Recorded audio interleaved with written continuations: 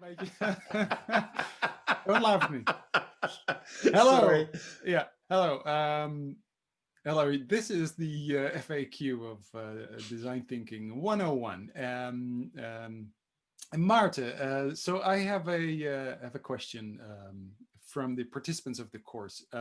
It's about the relationship between customer journey mapping, design thinking, service design. I mean, is customer journey mapping a methodology that you can use as a sort of a separate methodology, or does it fit in design thinking?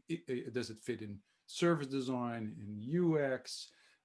So a lot of people are kind of bombarded with all these buzzwords, and Mm, if you just started out, you don't really know where does it all belong to and yeah. where does it all fit, and sometimes you can get quite lost. But Yeah. so can you tell us a little bit about where does is specifically customer journey mapping, where does it belong? Yeah, so I think so. Customers, I mean, all these tools, and I understand the problem with all these buzzwords. I mean, it's confusing, and sometimes have to kind of hit myself in the head to, clarify, where all these things come from, because that's fundamentally an issue when, getting people on board and trying to think in a different way about, about design and design thinking. So customer journey mapping is basically a tool that you use to find insights in figuring out. So not so much in kind of standard research, because you're focusing on a process. And so wherever you're trying to figure out what the process is of your users or your employees, it doesn't really matter. And so important thing, you cannot do any journey mapping without defining whose journey you're mapping. As you're mapping a journey of someone or of a group of people. And that is, I mean, so otherwise, if you don't have that, it's difficult, because then it can be very attractive to map a process that fits your company's process. So you're not learning anything. Your goal is to learn something, find insights about key process steps of your user, and Yeah.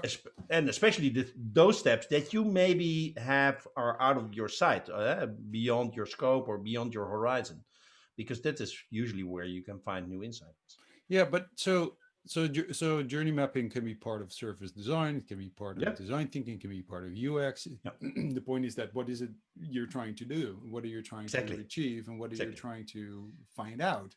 So, exactly. and then then you take the tool Yeah, that you need, or that will help you yeah, achieve that goal, right? So it's yeah, not so to me, journey mapping fits in service design in the but then if I say it right there when I say it, I'm thinking, but then I should explain what I mean when I say service design, because they're all, even in the language of service design, there are different kind of opinions and schools of thought, because there's lots of people who say service design is designing services, which sounds logical, I know.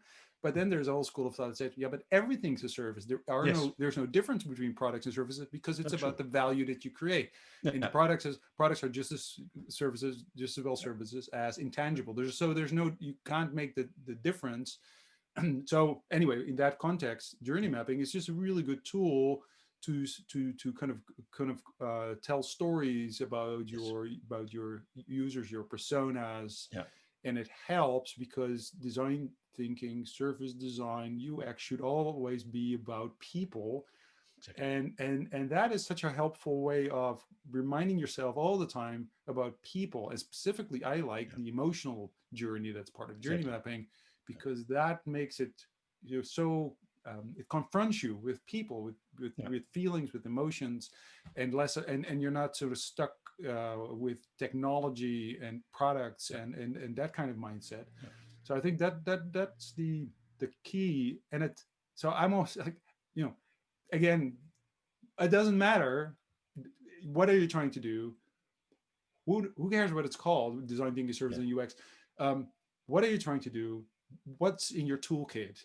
and Yeah. what's going to help you. So if you need, the cliche, if you have a hammer, and that's the You'll only find tool, nails. you will Yeah. find nails. Yeah. But suppose, journey mapping is a hammer. You have a toolkit.